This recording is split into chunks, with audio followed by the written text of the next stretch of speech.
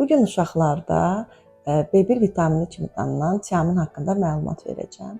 Ümumiyyətlə B1 vitamini deməli paxlallı bitkilərin tərkibində və qəhvəyi düyünün eyni zamanda işlənməmiş taxılların tərkibində daha çox üstündür.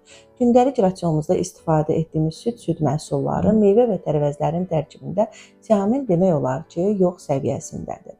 Bəs uşaqlarda tiamin vitaminin çatışmazlığı müşahidə edilirmi?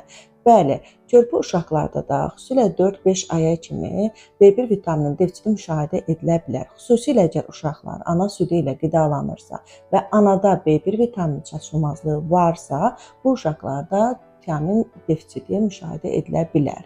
Və böyük yaşlı uşaqlarda isə əgər qida rasionunda işlənmiş düyü çox üstünlük təşkil edirsə və yaxud da işlənmiş taxıl bitkiləri çox üstünlük təşkil edirsə, bu uşaqlarda da tiamin defisiti yarana bilər. Və dietik qidalanan, hansı ki xüsusi formulalar var, soya tərkibli qidalardan istifadə edilən uşaqlarda da B1 vitaminin defisiti rast gəlinir. Bəs B1 vitaminin defisiti hansı əlamətlərlə özünü büruzə verir? Ümumiyyətlə, orqanizmdə B1 vitamini sinir sisteminin formalaşmasında, sinirlərin tam normal funksiya göstərməsində çox əhəmiyyətlidir. Buna görə də orqanizmdə B1 vitamini çatışmazlığı halında sinirlərlə əlaqədar problemlər üzə çıxa bilər. Bunlar uşaqlarda hansı formada rast gəlinir? Bu uşaqlarda qıc olma və körpə uşaqlarda səssiz ağlama, bəzi halda isə yüksək tezlikli qışqırıq kimi əlamətlərlə özünü büruzə verə bilər.